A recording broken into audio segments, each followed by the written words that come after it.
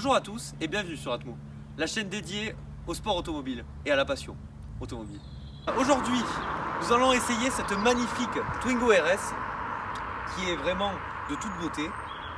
Attends, ça je crois que c'est pas une Twingo RS, ça c'est une Twingo Limited édition vendue à peine 1 million d'exemplaires. Voilà, donc ça c'est la version 1 litre 2 16 valves 75 chevaux qui appartient donc à monsieur Mister Cocktail, derrière la caméra toujours. Encore un petit pisse. Encore un petit pisse.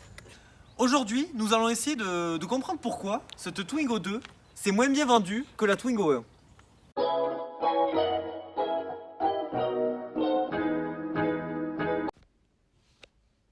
La Twingo, tout comme la Mini ou la Fiat 500, c'est avant tout un look à part et un véhicule ancré dans l'imaginaire collectif.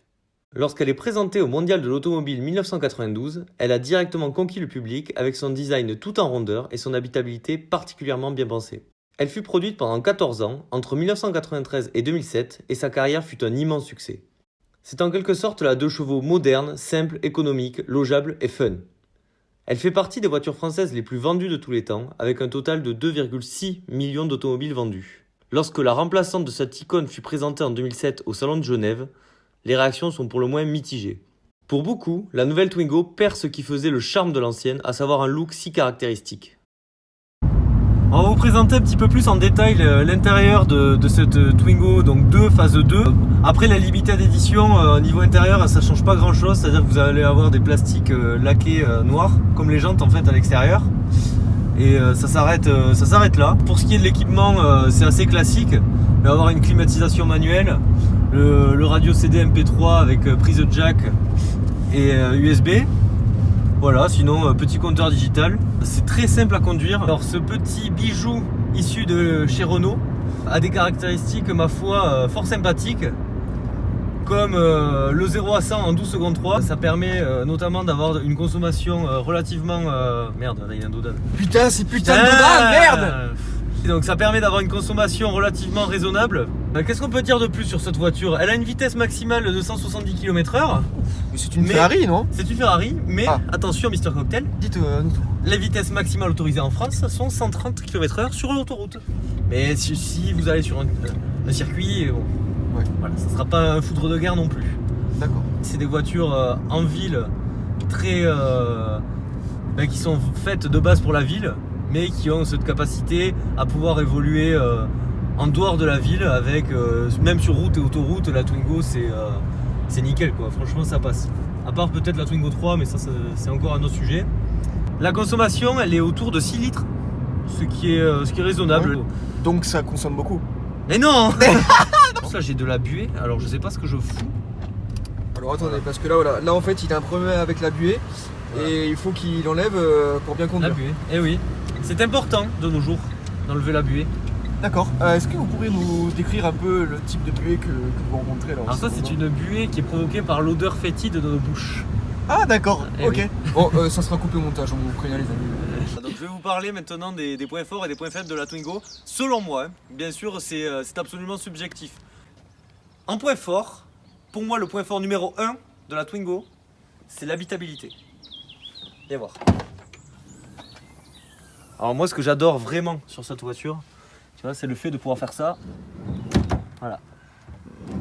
Ça, alors soit tu as de la place pour les places arrière, soit pour le coffre. Voilà. L'habitabilité c'est vraiment pour moi le gros point fort de cette voiture. À présent, le point faible, ça va être l'ordre esthétique. Je m'explique. Cette voiture, à la base, quand elle est sortie, donc en 2007, il y a eu énormément de controverses par rapport à la première Twingo. Parce que la première Twingo, elle avait vraiment un style, elle a lancé quelque chose comme je l'ai déjà expliqué en début de vidéo. Renault a tenté la rupture complète avec les gènes de la première Twingo pour nous lancer sur une voiture plus sérieuse. Or, après le restylage, donc qui est intervenu en 2011, donc toi c'est bien une version restylée, ils ont un petit peu implémenté des éléments à la fois de Twingo 1 et de Twingo 2. À savoir les feux arrière qui sont désormais divisés en 2 parties pour faire un côté un petit peu plus fun. Et la face avant, pareil, ils ont mis des feux ronds un peu à la manière de la première Twingo. Je trouve qu'il y a un problème, c'est un peu un bâtard entre guillemets. C'est-à-dire que ils commencent à partir dans un concept, mais ils vont pas jusqu'au bout, c'est-à-dire à rendre la Twingo beaucoup plus sérieuse. Et pour moi, je trouve que c'est pas réussi. Monsieur Cocktail, pourquoi avoir acheté cette voiture? Alors, pourquoi j'ai acheté cette voiture? Tout d'abord, c'est une voiture que moi je trouve esthétiquement très, très jolie. Voilà. Et surtout, donc sur cette voiture, ce qui m'a aussi plu, donc quand je l'ai acheté sur le Bon Coin, c'est justement la version limited. Donc justement cette version limited qui propose un peu un côté sportif typé Renault Sport avec des vitres teintées, un petit Le aileron béquet, ouais. ici, voilà. Donc ici, comme on peut le voir aussi, les jantes, ça rajoute vraiment C'est vrai qu'elles sont sympas. un côté un peu sport, comme je disais auparavant. Et au niveau de l'esthétique, je trouve que c'est une très belle voiture.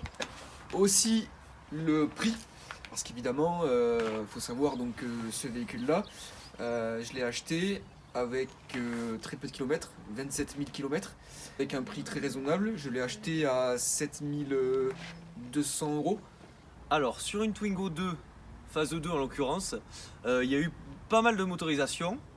Donc on va faire rapidement le tour. Donc il y a le 1 litre 2 60 chevaux, le 1 litre 2 16 valves 75 chevaux, le 1 litre 2 turbo 100 chevaux et la version RS qui faisait 133 chevaux. Ça c'est bien ça. La RS c'est pas mal. Et ensuite il y a eu deux diesels, un diesel de 65 et de 85 chevaux. Donc autant te dire directement les diesels, on peut les mettre à la trappe parce que déjà... Pourquoi? Alors ça va consommer un petit peu moins que l'essence, voilà, ça a des avantages pour faire de la route et de l'autoroute. Après cette voiture elle n'a pas une vocation de base pour faire de la route et de l'autoroute. Actuellement les centres-villes commencent à être de plus en plus fermes avec les diesels et avoir une voiture faite pour la ville avec un moteur qui sera interdit en ville, ça ne sert pas à grand chose. Le 1 litre de 60 chevaux je le déconseille aussi parce qu'il est un peu juste. Voilà, alors ensuite donc il y a ce moteur là qui est super, en plus c'est un moteur qui existe chez Renault depuis des années, donc il est très fiable, il a eu le temps d'être fiabilisé, donc ça c'est une valeur sûre. Le 100 chevaux, il a des super performances, il consomme un peu plus mais ça va. Après il est moins fiable, donc ça c'est à vous de voir. Et après la version RS, bon c'est un autre budget, elle est vraiment super agréable à conduire. Pour en avoir testé, franchement elle est bien. Mais encore une fois, c'est un autre véhicule en fait. Si vous voulez une voiture voilà, pour tous les jours, moi je préconise la version 75 chevaux, donc celle-ci. Merci à vous d'avoir visionné la vidéo. N'hésitez pas à liker, à commenter et à partager. Et nous, on vous retrouve pour une prochaine vidéo. A plus tard les amis. Ciao.